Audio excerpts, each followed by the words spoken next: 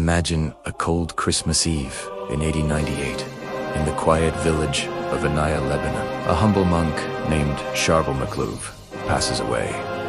But his story doesn't end there. For 45 nights following his death, an extraordinary, bright light illuminated his grave, drawing villagers and monks alike, all convinced they were witnessing a divine sign. What was happening at this remote monastery? The mystery was so compelling that church authorities granted permission to exhume his body.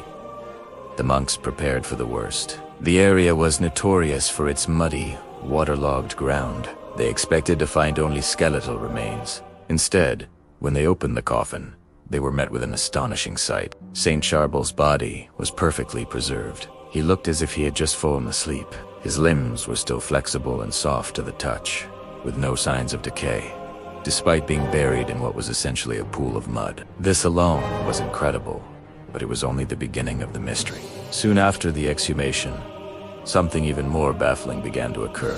A strange, reddish liquid, mix of what seemed like blood and water started seeping from the pores of his skin. This wasn't a one-time event. The fluid flowed continuously, soaking his clothes to the point that they had to be changed twice a week. The garments, saturated with this mysterious serum, became precious relics. The liquid smelled of blood, yet it defied all natural explanation. It was as if his body was alive, producing a substance that science couldn't comprehend. The church, cautious and skeptical, knew this needed to be investigated. Over the next several decades, teams of doctors and scientists were brought in to examine the body. The first major examination was in 1927. They documented the perfect preservation and the unending flow of the strange liquid. They placed the body in a new wooden coffin, sealed it, and placed that inside a zinc casket, which was then locked inside a stone tomb. They wanted to see if containing it would stop the phenomena, but it didn't. When the tomb was reopened in 1950, they found the miraculous liquid had seeped through everything: the coffin, the zinc casket, and was even dripping from the stone tomb itself. The body was still perfectly flexible and incorrupt. More examinations followed in 1952.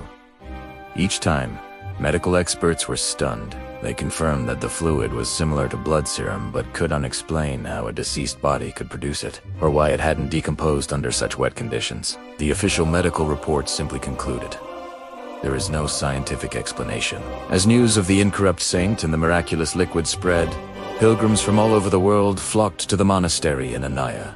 They came seeking healing and comfort. Many people claimed to have been miraculously cured of illnesses after being touched by cloths. Soaked in the liquid from Saint Charbel's body, thousands of healings have been attributed to his intercession, many of them officially documented by the church after rigorous medical verification. His legacy grew, not just as a preserved body, but as a powerful symbol of hope and divine intervention for countless people. Then, in 1977, the story took another turn. Pope Paul VI officially canonized him as a saint, and on that very day, the miraculous flow of liquid, which had persisted for 79 years, completely stopped. His body, while still remarkably well preserved, finally began to dry and stiffen, taking on the appearance of a mummy. It was as if his earthly mission was complete. Today, the body of Saint Charbel rests in the monastery in Anaya, still attracting millions. His story remains one of the most documented and scientifically baffling cases of incorruptibility in modern history. Was it a miracle, a yet-to-be-understood natural phenomenon, or something else entirely?